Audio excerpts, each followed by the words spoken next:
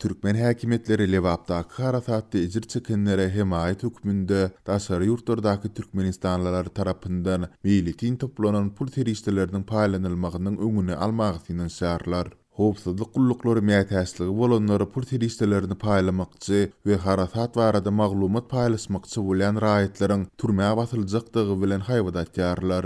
Türkmenistan 20 aprelde Lewapda gopan güýçli harasat we onuň netijeleri barada iki hepde soň hem dymmagyny dowam etdirýär. Amerikadaky Türkmenistanlylar Lewapdaky harasatda ejir çekenlere kömek bolsun diýip $5.000 töwereg pul topladylar. Maliýe terişlerini Türkmenistana aşyrmagyň uğrunda hem tapdylar diýip bu maliýe hemaýetini toplamak boýunça guramaçylyk işlerine gatnaşan bir Türkmenistanly anonimlik şertinde gurrun berdi. Ol bu maglumatyň syzyp çykandygyny, netijede Türkmenistandaky howpsuzlyk gulluklarının muny anyklap, Lewapdaky pullary paýlamalara aýty basyş edendiklerini aýtdy.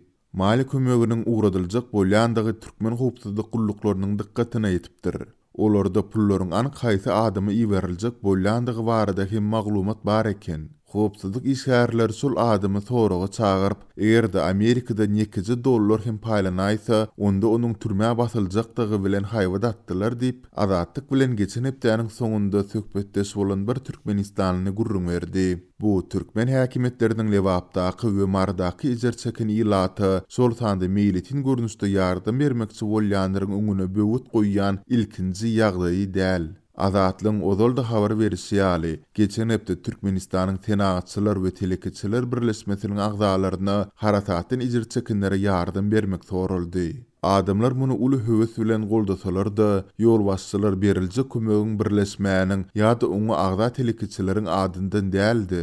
Diňe döwletiň adyndan gowşurulmagyna ruhsat beriljekdigini duýdurdylar. Ýokarda hem belleşme ýaly türkmen resmiýetleri öňkü ýyllarda hem bolşýaly TV hadise we onuň netijeleri barada dymmagyny dowam etdirýärler. Adam pidala harasatdan bäri inçimi hökümet mejlisleri geçirilse-de, olarda ejir çeken adamlara nähildir bir hemaýetiň edilýändigi ýa-da umuman bu uğurda nähildir bir işleriň gözüňünde tutulýandygy barada häzirki güneçelini hiç zat aýdylmaýar.